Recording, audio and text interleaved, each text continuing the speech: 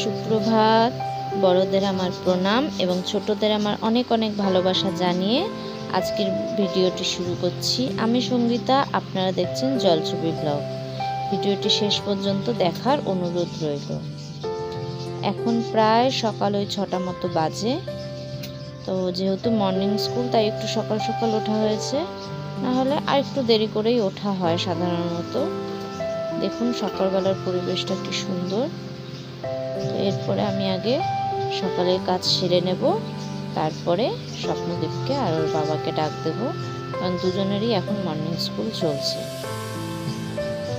আমার সব কাজ সারা হয়ে গেছে। এখন আমি কাজ সেরে এসে আগে চা বসিয়েছি এবং ছেলেকে স্ট্রং স্মার্ট গুলে দিলাম। চাটাও প্রায় হয়ে গেছে। এখন যাচ্ছি আগে স্বপ্নদীপকে দিয়ে আসি খাবারটা, কারণ ওর খেতে একটু সময় লাগবে, তারপরে আমরা চা নিয়ে বসবো। তারপরে তিনজনেই রেডি হয়ে দেখুন বেরিয়ে পড়েছি স্কুলের পথে। ওর বাবার ওই মিনিট 2 মতো লাগে স্কুলে যেতে, কারণ বাড়ির কাছেই একদম ওর বাবার স্কুল। স্বপ্নদীপের স্কুলটা একটু দূরে, তাই আমরা অটোতে করেই যাচ্ছি এখন ওকে ছাড়তে। সাধারণত ওর বাবাই ওকে স্কুলে ছাড়তে যায়, যেহেতু এখন মর্নিং স্কুল, সেজন্য আমি যাই ওকে দিতে, আর ওর বাবা ওকে স্কুল থেকে ছুটির সময় বাড়ি নিয়ে আসে। কারণ ওর বাবার স্কুলের টাইমিং আর ওর স্কুলের টাইমিংটা একদম সেম, সেজন্য ওর বাবা আর যেতে পারে না ওকে ছাড়তে, আমারই যেতে হয়। তো দেখুন প্রায় স্বপ্নদীপের স্কুলের কাছাকাছি আমরা এসে গেছি। এখন ওকে স্কুলে ছেড়ে দিয়ে আমি আবার যাব একটু বাজারে। আসলে 2 দিন ধরে যাব করে ঠিক যাওয়া হচ্ছে না বাজারে, তা আজকে যেতেই হবে। ওকে স্কুলে ছেড়ে দিয়ে আমি চলে আসলাম বাজারে। যেহেতু নতুন নতুন ভিডিও করছি, সেজন্য বাজারে ভিডিও করতে একটু লজ্জা লাগছিল, তাই খুব একটা বেশি ভিডিও করে ওঠা হয়নি বাজারে। তো অল্প একটু সামান্য যতটুকু পেরেছি ভিডিও করেছি।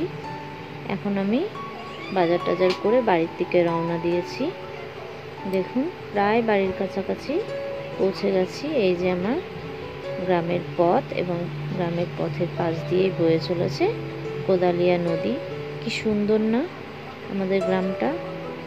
তো বাড়ি এসে প্রথমেই আগে আমি মাছটা কেটে নিয়েছি। মাছটা কেটে নিয়ে তারপরে আমি রান্না বসিয়েছি।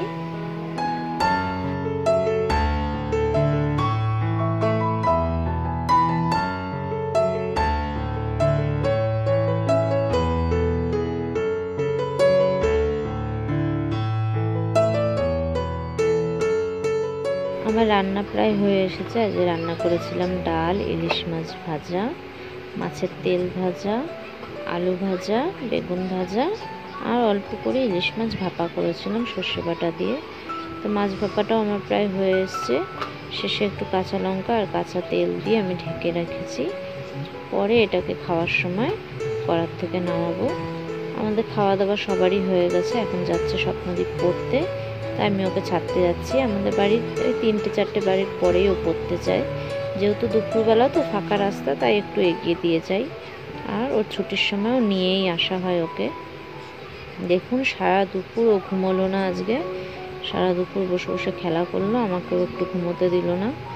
তো যেহেতু প্রায় 3:30-4টে বেজে গেছিলো, সেই জন্য আমি বললাম থাক, এখন আর ঘুমাতে হবে না, কারণ এখন ঘুমোলে রাত্রেবেলা আবার ঘুমোতে চায় না। এবার রাত্রে যদি দেরি করে ঘুমায় তাহলে আবার সকালবেলায় উঠতে চায় না। তো এই করে সারা দুপুর এখন বিকেল প্রায় ওই 5:30 মতো বাজে। বাইরে বেরিয়ে দেখি ওর বাবার এখনও গাছে জল দেওয়া হয়নি। ও অনেকক্ষণ ধরেই জল দিচ্ছিল, প্রায় ঘন্টা 1.5 হয়ে গেছে। আসলে আমাদের বাড়ি এত গাছ না, প্রায় 2 ঘন্টার উপরে লাগে পুরো বাড়ির সমস্ত গাছে জল দিতে। তো আশা করি আজকের ভিডিওটি আপনাদের ভালো লেগেছে। যদি ভালো লেগে থাকে তাহলে চ্যানেলটি লাইক, শেয়ার এবং সাবস্ক্রাইব করে পাশে থাকার অনুরোধ রইল, এবং খুব শীঘ্রই আরেকটি নতুন ভিডিও নিয়ে হাজির হব।